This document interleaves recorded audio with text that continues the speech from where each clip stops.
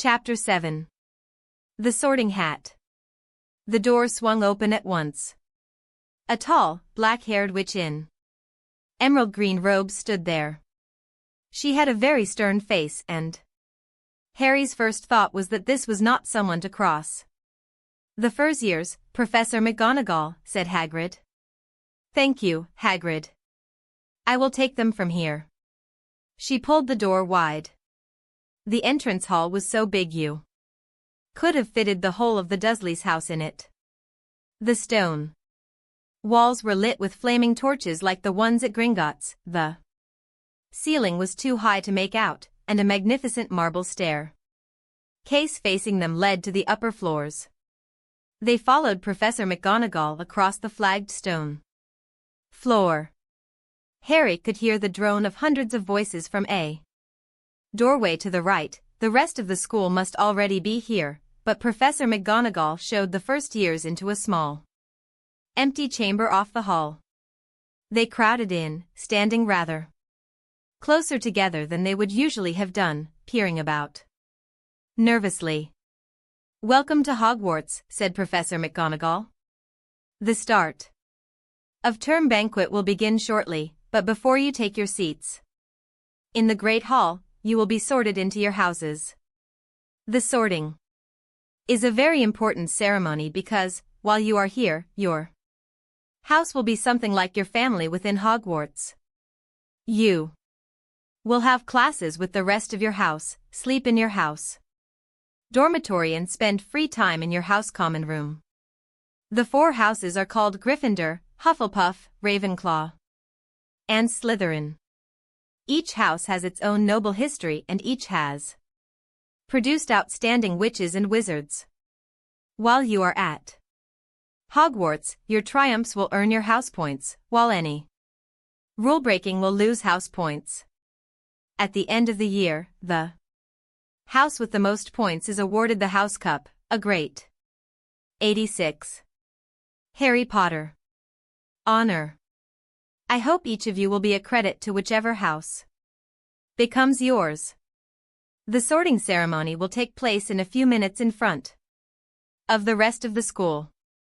I suggest you all smarten yourselves up as much as you can while you are waiting."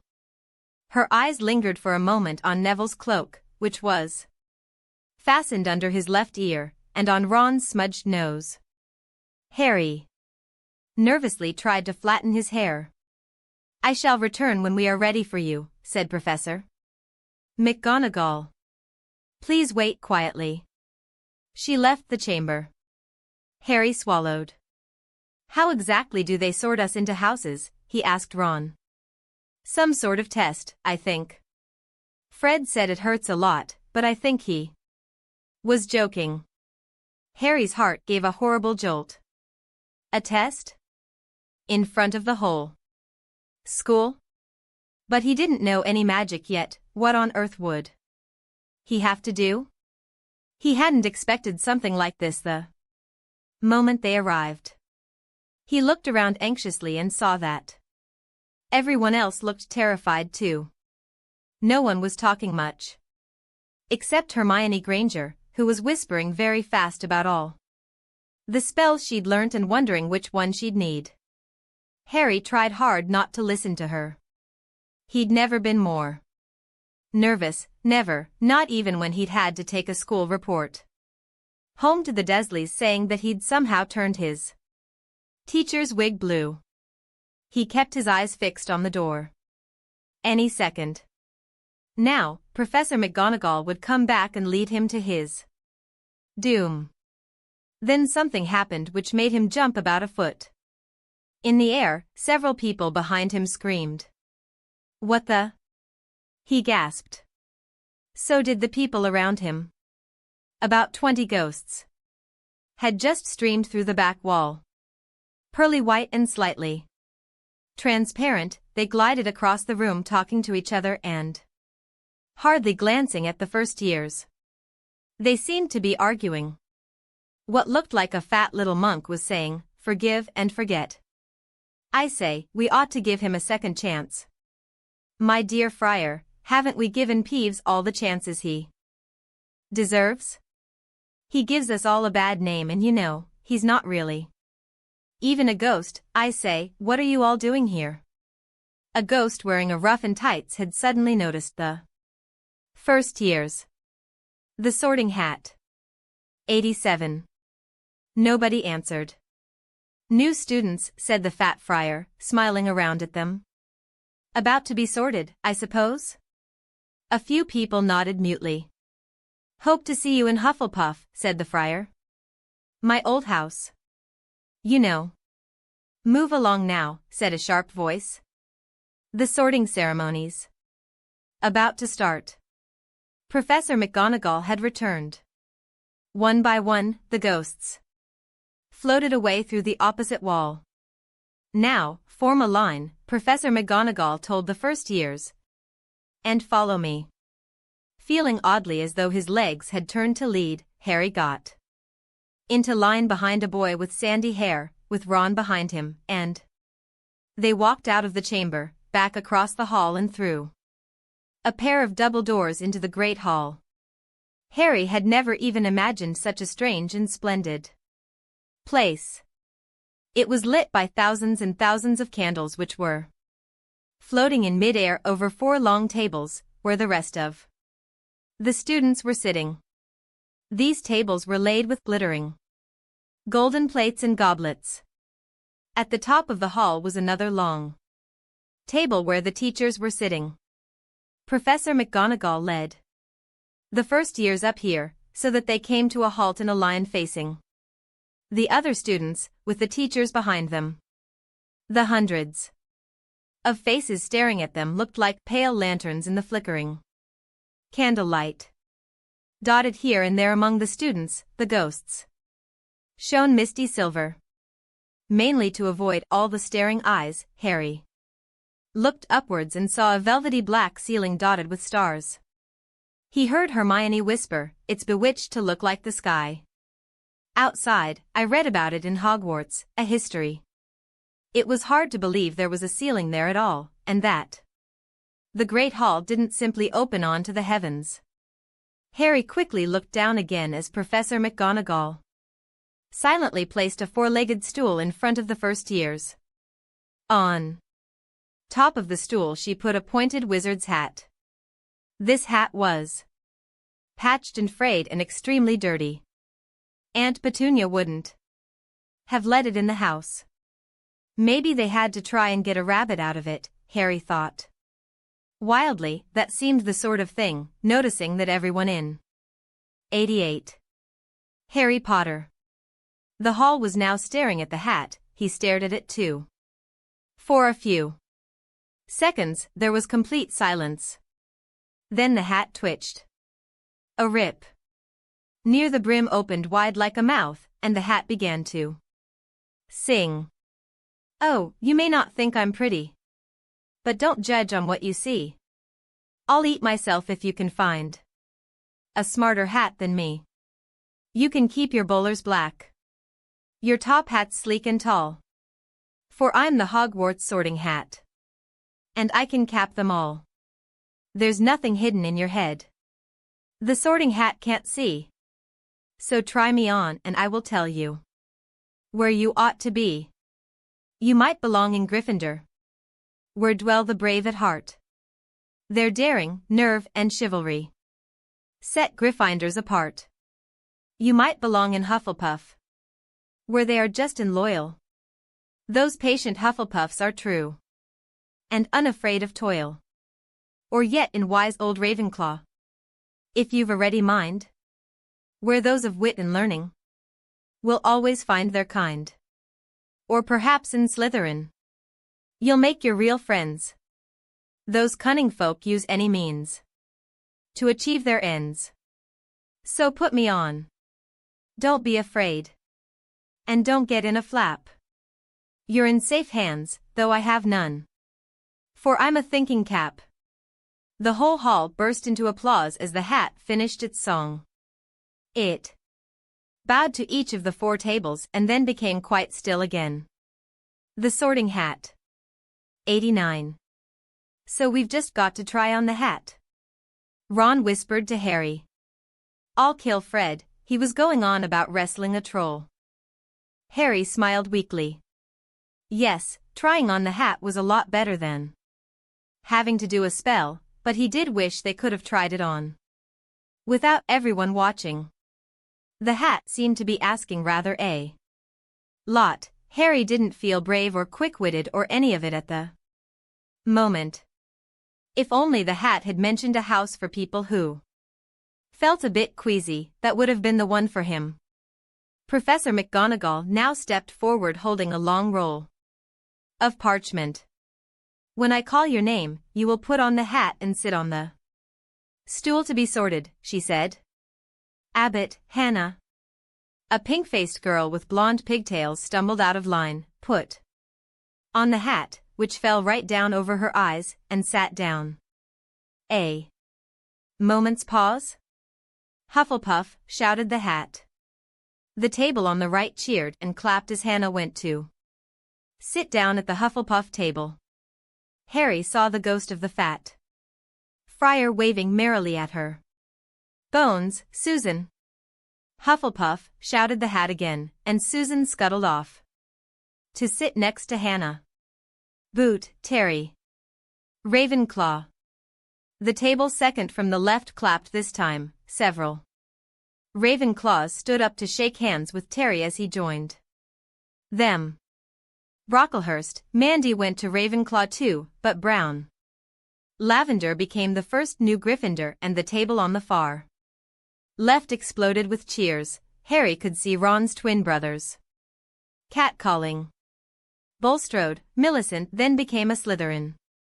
Perhaps it was Harry's imagination, after all he'd heard about Slytherin, but he thought they looked an unpleasant lot. He was starting to feel definitely sick now. He remembered being picked for teams during sports lessons at his old school. He had always been last to be chosen, not because he was no good, but because no one wanted Dudley to think they liked him. Finch Fletchley, Justin. Hufflepuff. 90. Harry Potter. Sometimes, Harry noticed, the hat shouted out the house at once, but at others it took a little while to decide. Finnegan. Seamus, the sandy-haired boy next to Harry in the line, sat on the stool for almost a whole minute before the hat declared him a Gryffindor. Granger, Hermione. Hermione almost ran to the stool and jammed the hat eagerly on her head. Gryffindor, shouted the hat. Ron groaned. A horrible thought struck Harry, as horrible thoughts always do when you're very nervous. What if he wasn't chosen at all? What if he just sat there with the hat over his eyes for ages, until Professor McGonagall jerked it off his head and said there had obviously been a mistake and he'd better get back on the train? When Neville Longbottom, the boy who kept losing his toad, was called, he fell over on his way to the stool. The hat took a long time to decide with Neville. When it finally shouted Gryffindor, Neville ran off still wearing it, and had to jog back amid gales of laughter to give it to McDougal, Morag. Malfoy swaggered forward when his name was called and got his wish at once. The hat had barely touched his head when it screamed, Slytherin. Malfoy went to join his friends Crabbe and Goyle, looking pleased with himself. There weren't many people left now. Moon. Not. Parkinson, then a pair of twin girls, Patil. And Patil, then Perks, Sally Ann, and then, at last, Potter, Harry. As Harry stepped forward, whispers suddenly broke out like little hissing fires all over the hall. Potter, did she say? The Harry Potter? The last thing Harry saw before the hat dropped over his eyes was the hall full of people craning to get a good look at him. Next second he was looking at the black inside of the hat. He waited. Said a small voice in his ear. Difficult. Very difficult. Plenty of courage, I see. Not a bad mind, either. There's talent, oh. My goodness, yes, and a nice thirst to prove yourself, now that's interesting. So where shall I put you? Harry gripped the edges of the stool and thought, not. The Sorting Hat. 91. Slytherin, not Slytherin. Not Slytherin, said the small voice. Are you sure? You. Could be great, you know, it's all here in your head, and Slytherin will help you on the way to greatness, no doubt about that, no? Well, if you're sure, better be Gryffindor. Harry heard the hat shout the last word to the whole hall. He took off the hat and walked shakily towards the Gryffindor table. He was so relieved to have been chosen and not put in Slytherin. He hardly noticed that he was getting the loudest cheer yet. Percy. The prefect got up and shook his hand vigorously, while the Weasley twins yelled, "We got Potter! We got Potter!" Harry sat down opposite the ghost in the ruff he'd seen earlier. The ghost patted his arm, giving Harry the sudden, horrible feeling he'd just plunged it into a bucket of ice-cold water. He could see the high table properly now. At the end nearest him sat Hagrid, who caught his eye and gave him the thumbs up. Harry grinned back. And there, in the center of the high table, in a large gold chair, sat Albus Dumbledore. Harry recognized him at once from the card he'd got out of the chocolate frog on the train. Dumbledore's silver hair was the only thing in the whole hall that shone as brightly as the ghost's. Harry spotted Professor Quirrell, too, the nervous young man from the leaky cauldron. He was looking very peculiar in a large purple turban.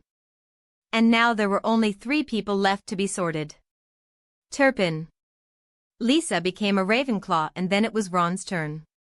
He was pale green by now. Harry crossed his fingers under the table and a second later the hat had shouted, "Gryffindor." Harry clapped loudly with the rest as Ron collapsed into the chair next to him. "Well done, Ron, excellent," said Percy Weasley pompously. Across Harry's Zabini, Blaise was made a Slytherin. Professor McGonagall rolled up her scroll and took the sorting hat away. Harry looked down at his empty gold plate. He had only just realized how hungry he was. The pumpkin pasties seemed ages ago. Albus Dumbledore had got to his feet. He was beaming at the students, his arms opened wide, as if nothing could have pleased him more than to see them all there. "Welcome," he said.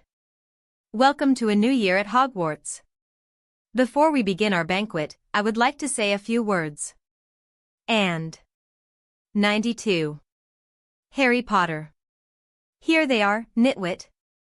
Blubber. Oddment. Tweak. Thank you. He sat back down. Everybody clapped and cheered. Harry didn't know whether to laugh or not. "Is he a bit mad?" he asked Percy uncertainly. "Mad," said Percy airily. "He's a genius. Best wizard in the world. But he is a bit mad, yes." "Potatoes, Harry?" Harry's mouth fell open. The dishes in front of him were now piled with food. He had never seen so many things he liked to eat. On one table, roast beef, roast chicken, pork chops, and lamb chops, sausages, bacon and steak, boiled potatoes, roast potatoes, chips, Yorkshire pudding, peas, carrots, gravy, ketchup and, for some strange reason, mint humbugs. The Dursleys had never exactly starved Harry, but he'd never been allowed to eat as much as he liked. Dudley had always taken anything that Harry really wanted, even if it made him sick. Harry piled his plate with a bit of everything except the humbugs and began to eat. It was all delicious. "That does look good," said the ghost in the ruff sadly, watching. Harry cut up his steak. "Can't you?" I haven't eaten for nearly 500 years, said the ghost. I don't need to, of course, but one does miss it. I don't think I've introduced myself? Sir Nicholas de Mimsy Porpington at your service. Resident ghost of Gryffindor Tower. I know who you are, said Ron suddenly. My brothers told me about you. You're nearly headless Nick. I would prefer you to call me Sir Nicholas de Mimsy. The ghost began stiffly, but sandy-haired Seamus Finnegan interrupted. Nearly headless? How can you be nearly headless? Sir Nicholas looked extremely miffed, as if their little chat wasn't going it all the way he wanted. Like this, he said irritably. He seized his left ear and pulled. His whole head swung off his neck and fell onto his shoulder as if it was on a hinge. Someone had obviously tried to behead him, but not done it properly. Looking pleased at the stunned looks on their faces, nearly headless Nick flipped his head back onto his neck, coughed and said, So, new Gryffindors. I hope you're going to help us win the house championship this year? Gryffindor have never gone so long without winning. Slytherin. The Sorting Hat. 93. Have got the cup 6 years in a row. The Bloody Baron's becoming almost unbearable. He's the Slytherin ghost. Harry looked over at the Slytherin table and saw a horrible ghost sitting there, with blank staring eyes, a gaunt face and robes stained with silver blood. He was right next to Malfoy who, Harry was pleased to see, didn't look too pleased with the seating arrangements. How did he get covered in blood? Asked Seamus with great interest. I've never asked, said nearly headless Nick delicately. When everyone had eaten as much as they could, the remains of the food faded from the plates, leaving them sparkling clean as before. A moment later the puddings appeared. Blocks of ice cream in every flavor you could think of, apple pies, treacle tarts, chocolate eclairs and jam donuts, trifle, strawberries, jelly, rice pudding. As Harry helped himself to a treacle tart, the talk turned to their families. I'm half and half, said Seamus. Me dad's a muggle. Ma'am didn't tell him she was a witch till after they were married. Bit of a nasty shock for him. The others laughed. What about you, Neville? Said Ron. Well, my gran brought me up and she's a witch, said Neville. But the family thought I was all muggle for ages. My great-uncle Algy kept trying to catch me off my guard and force some magic out of me. He pushed me off the end of Blackpool Pier once. I nearly drowned, but nothing happened until I was 8. Great. Uncle Algy came round for tea and he was hanging me out of an upstairs window by the ankles when my great-auntie Enid offered him a meringue and he accidentally let go. But I bounced all the way down the garden and into the road. They were all really pleased. Gran was crying, she was so happy. And you should have seen their faces when I got in here. They thought I might not be magic enough to come, you see. Great-uncle Algy was so pleased. He bought me my toad. On Harry's other side, Percy Weasley and Hermione were talking about lessons. I do hope they start straight away, there's so much to learn. I'm particularly interested in transfiguration, you know, turning something into something else, of course. It's 94. Harry Potter. Supposed to be very difficult. You'll be starting small, just matches into needles and that sort of thing. Harry, who was starting to feel warm and sleepy, looked up at the high table again. Hagrid was drinking deeply from his goblet. Professor McGonagall was talking to Professor Dumbledore. Professor Quirrell, in his absurd turban, was talking to a teacher with greasy black hair, a hooked nose and sallow skin.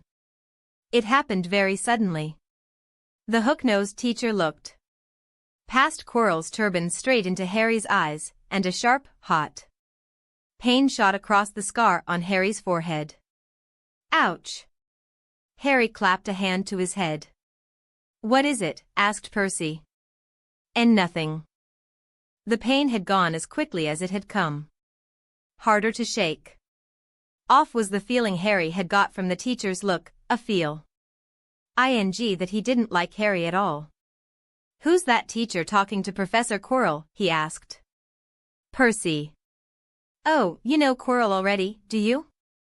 No wonder he's so nervous. That's Professor Snape.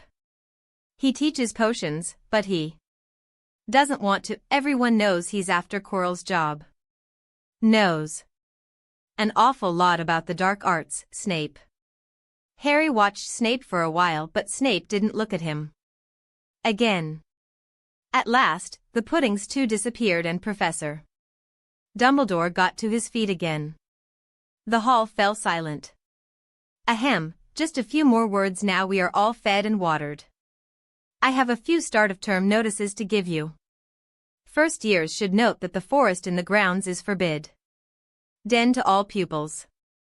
And a few of our older students would do well to remember that as well.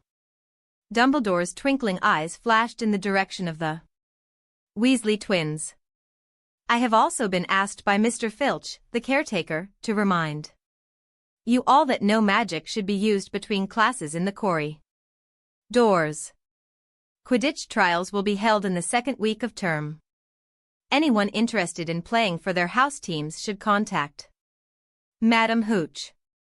And finally, I must tell you that this year, the third floor, the Sorting Hat 95 corridor on the right-hand side is out of bounds to everyone who does not wish to die a very painful death.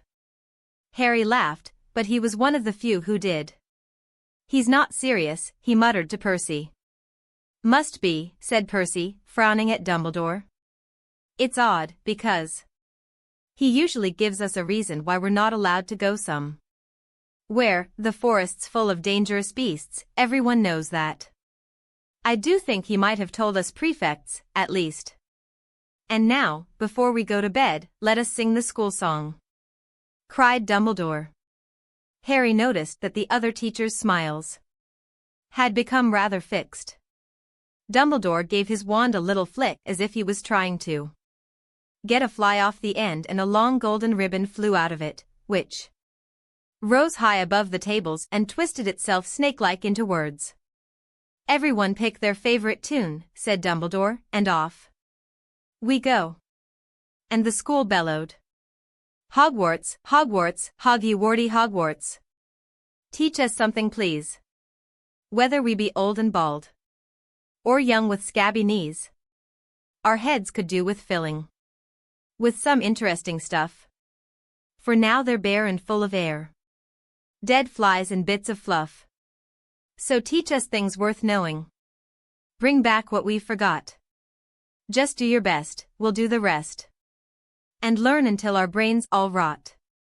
Everybody finished the song at different times. At last, only the Weasley twins were left singing along to a very slow funeral march. Dumbledore conducted their last few lines with his wand. And when they had finished, he was one of those who clapped loudest. Ah, music, he said, wiping his eyes. A magic beyond all we do here. And now, bedtime. Off you trot. The Gryffindor first years followed Percy through the chatter crowds, out of the great hall and up the marble staircase. 96. Harry Potter. Harry's legs were like lead again, but only because he was so tired and full of food. He was too sleepy even to be surprised that the people in the portraits along the corridors whispered and pointed as they passed, or that twice Percy led them through doorways hidden behind sliding panels and hanging tapestries.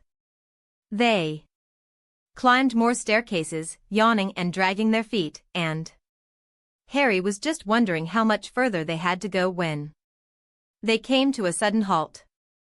A bundle of walking sticks was floating in mid-air ahead of them, and as Percy took a step towards them, they started throwing themselves at him. Peeves, Percy whispered to the first years. A poltergeist. He raised his voice. Peeves, show yourself. A loud, rude sound, like the air being let out of a balloon, answered. Do you want me to go to the Bloody Baron? There was a pop, and a little man with wicked dark eyes and a wide mouth appeared, floating cross-legged in the air, clutching the walking sticks. Ooh-hoo, he said, with an evil cackle. Ickle first eyes. What fun. He swooped suddenly at them. They all ducked. Go away, Peeves, or the Baron'll hear about this, I mean it, barked Percy. Peeves stuck out his tongue and vanished, dropping the walk-ing sticks on Neville's head. They heard him zooming away, rattling coats of armor as he passed.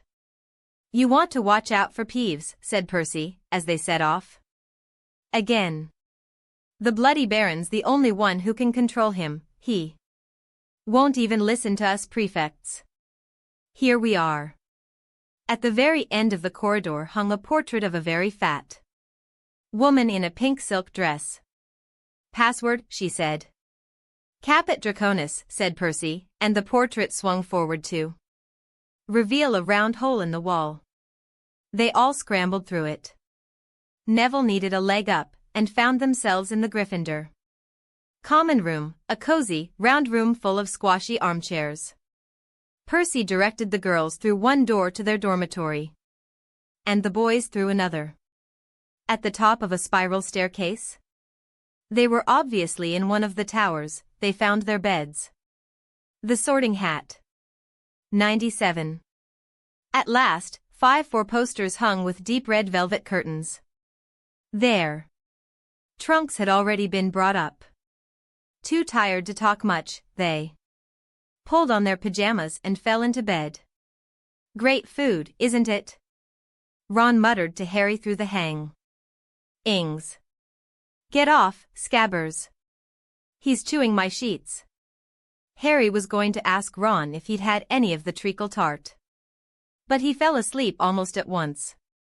Perhaps Harry had eaten a bit too much, because he had a very strange dream. He was wearing Professor Quirrell's turban, which kept talking to him, telling him he must transfer to Slytherin at once, because it was his destiny.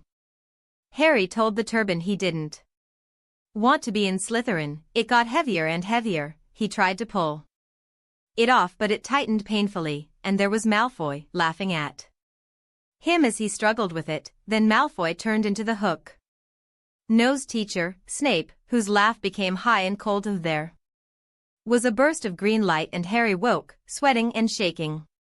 He rolled over and fell asleep again, and when he woke next day, he didn't remember the dream at all. Thank you very much.